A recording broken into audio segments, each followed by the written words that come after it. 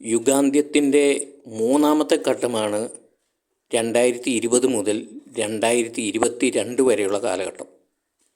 അപ്പോൾ ഈ വർഷങ്ങളുടെ ഏറ്റവും വലിയ ഈ സന്ദേശത്തിൻ്റെ വേറൊരു പ്രത്യേകത എന്ന് വെച്ച് കഴിഞ്ഞാൽ, ഇതിൻ്റെ അകത്ത് മാസമോ ഡേറ്റോ ഒന്നും പറയുന്നില്ല.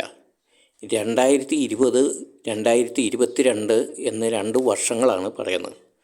അപ്പോൾ അതിൻ്റെ വേറൊരു പ്രത്യേകത എന്താണെന്ന് വെച്ച് കഴിഞ്ഞാൽ, ഒരുപക്ഷെ നിങ്ങൾ ഓർക്കുന്നുണ്ടോ ഇല്ലയോ എന്ന് അറിയത്തില്ല, 2020 ജനുവരി 1-ാം തീയതി ലോകത്തിൽ ഇറാനും അമേരിക്കയും തമ്മിലുള്ള ഒരു യുദ്ധത്തിൻ്റെ വലിയൊരു ഭീതി പടർത്തിക്കൊണ്ടാണ് ആ ജനുവരി 1-ാം തീയതി ആരംഭിക്കുന്നത്.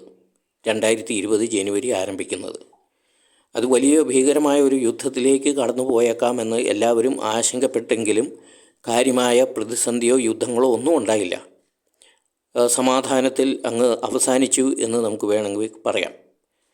പക്ഷേ ഈ 2020 മാർച്ച് മാസത്തിൽ ആണ് ലോക ജനത്തെ മുഴുവൻ ഭയപ്പെടുത്തിക്കൊണ്ട് കൊറോണ എന്ന മഹാമാരി ലോകത്തിൽ പടർന്നു പിടിച്ചത്.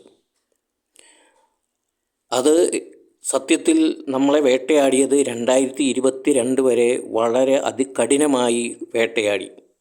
അതിനുശേഷം അത് സാവകാശം അത് ഇല്ലാതായി എന്ന് വേണമെങ്കിൽ പറയാം. അപ്പോൾ ഇതിൽ നിന്നെല്ലാം വ്യക്തമാകുന്നത് ഈശോയുടെ 2-ാം വരവ് വളരെ അടുത്തെത്തിയിരിക്കുന്നു എന്നാണ്.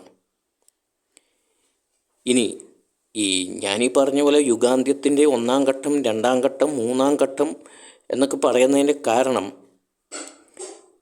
ഇത് ഓരോ 3 വർഷം കൂടുന്തോറും ഈ ലോകത്തിലെ സ്ഥിതിഗതികൾ കൂടുതൽ വഷളായി മോശമായി വരികയും മനുഷ്യരുടെ ജീവിതം ദുസ്സഹവും കഠിനവുമായി തീർന്നുകൊണ്ടിരിക്കുന്ന ഒരു സ്ഥിതിവിശേഷമാണുള്ളത്.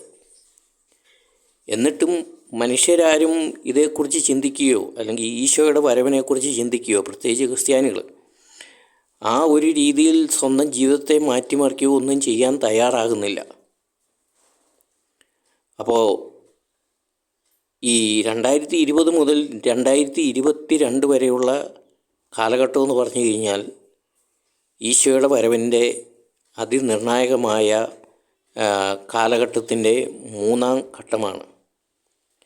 ഇങ്ങനെയാണ് എനിക്ക് കിട്ടിയ ആ 3 വർഷങ്ങളുടെ അല്ലെങ്കിൽ 3 വർഷങ്ങളുടെയൊക്കെ ആ പ്രാധാന്യം ഞാൻ മനസ്സിലാക്കിയത്.